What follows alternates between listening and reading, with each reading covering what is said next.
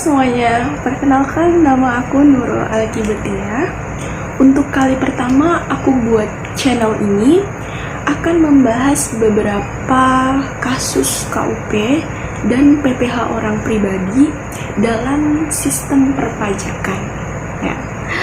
Nah, pembahasan kali ini cocok ya buat pembelajaran bagi kalian yang ada matkul kasus-kasus perpajakan ya, khususnya itu KUP dan PPh orang pribadi.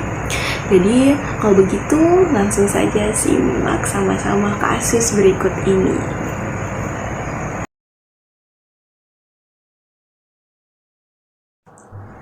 Oke teman-teman, mari langsung saja kita bahas soal pertama ya. Nyonya Nurul adalah penduduk asli Medan yang dalam tahun 2020 hanya bekerja pada bulan Oktober sampai dengan Desember. Sedangkan dari bulan Januari sampai dengan September ia menganggur. Berapa penghasilan kena pajak yang diperhitungkan untuk tahun 2020? Nah, langsung saja kita ke jawabannya untuk soal kasus ini ya teman-teman. Jadi, soal di atas menunjukkan pada pasal 2A tentang pajak penghasilan ya, 2A ayat 6. Apabila kewajiban pajak subjektif orang pribadi yang bertempat tinggal atau yang berada di Indonesia hanya meliputi sebagian dari tahun pajak, maka bagian tahun pajak tersebut menggantikan tahun pajak. Jadi di soal pertama itu misalnya seperti ini. Orang pribadi yang mulai jadi subjek pajak pada pertengahan tahun pajak atau yang meninggalkan Indonesia untuk selama-lamanya pada pertengahan tahun pajak, jangka waktu yang kurang dari 1 tahun pajak tersebut dinamakan bagian tahun pajak yang menggantikan tahun pajak. Jadi harus tetap lapor pajak karena masih memiliki pemasukan dalam 1 tahun itu.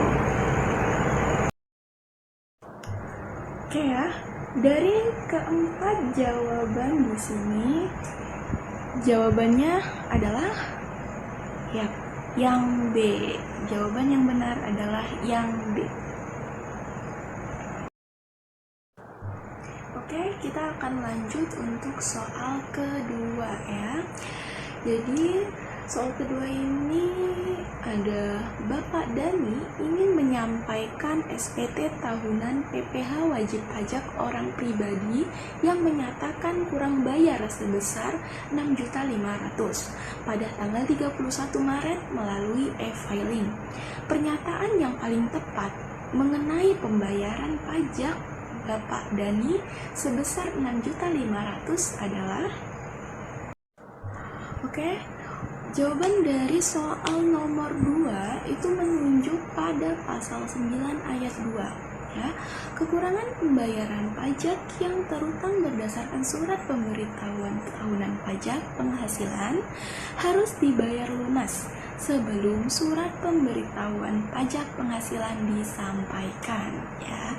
Jadi dari 4 jawaban ini yang benar adalah yang D, jawaban yang benar. Oke, kalau begitu kita langsung lanjut aja untuk soal nomor 3 ya. Tuan Ariel, seorang duda dengan 1 anak, adalah merupakan direktur PT Kebun Sawit. Ia menjadi direktur semenjak perusahaan tersebut didirikan, yaitu pada tanggal 31 November 2020. Pada tanggal 15 November 2021, ia kawin dengan Ririn, seorang janda anak 1, pegawai perusahaan PT Sejati. Berapa PTKP Tuan Ariel tahun 2021? Oke teman-teman, berdasarkan soal nomor 3 ya, itu menunjuk pada pasal 7 ayat 2 ya. Untuk PTKP wajib pajak orang pribadi Tuan Ariel itu sejumlah 54 juta. Sedangkan anak Tuan Ariel sejumlah 4.500.000 ya. Jadi total PTKP TK1 yaitu 58.500.000. Nah, jadi gini teman-teman. Penerapan PTKP per tahun itu ditentukan dengan keadaan di awal tahun pajak ya. Jadi, Tuan Ariel di tahun 2021 statusnya itu masih TK1 karena dia menikah di pertengahan tahun. Itu ya, teman-teman. Oke, teman-teman. Jadi untuk jawaban nomor 3 yaitu yang C ya. 58.500.000. Oke teman-teman, kita langsung lanjut aja untuk soal di nomor 4 ya. Pada 2019, SK PKB dengan jumlah pajak yang masih harus dibayar senilai 2 miliar ya, diterbitkan terhadap PT Royal dalam pembahasan akhir hasil pemeriksaan. Wajib pajak hanya menyetujui pajak yang masih dibayar senilai 200 juta. Wajib pajak telah melunasi sebagian SK PKB tersebut senilai 200 juta dan mengajukan keberatan atas koreksi lainnya. Kemudian Dirjen Pajak mengabulkan sebagian keberatan wajib pajak dengan jumlah pajak yang masih harus dibayar menjadi 750 juta. Selanjutnya, wajib pajak mengajukan permohonan banding dan oleh Pengadilan Pajak diputuskan besarnya pajak yang masih harus dibayar menjadi senilai 550 juta. Berapa jumlah denda yang dikenakan? Ya, teman-teman, langsung aja kita ke jawaban nomor 4 ya. Berdasarkan soal di nomor 4 menunjukkan pada pasal 27 ayat 5D ya. PT Royal dikenai denda administrasi sebesar 60% ya. Sanksi administrasi denda tersebut dihitung dari jumlah pajak berdasarkan putusan banding dikurangi dengan pembayaran pajak yang telah dibayar sebelum mengajukan keberatan ya. Jadi untuk pengerjaannya itu seperti ini ya. Sanksi administrasi denda 60% dikali 550 juta dikurang 200 juta. Dengan hasil 430 juta. Jadi berdasarkan pada hitungan sanksi yang harus dibayar oleh PT Royal adalah senilai 430 juta rupiah.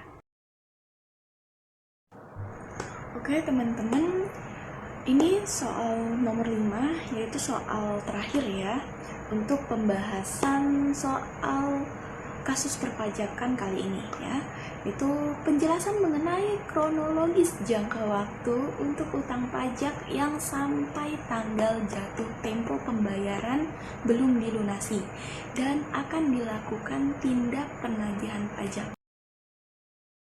Untuk nomor 5 dari PMK nomor 61 tahun 2023, yang pertama SKP atau STP terbit dengan jatuh tempo 1 bulan sejak terbit.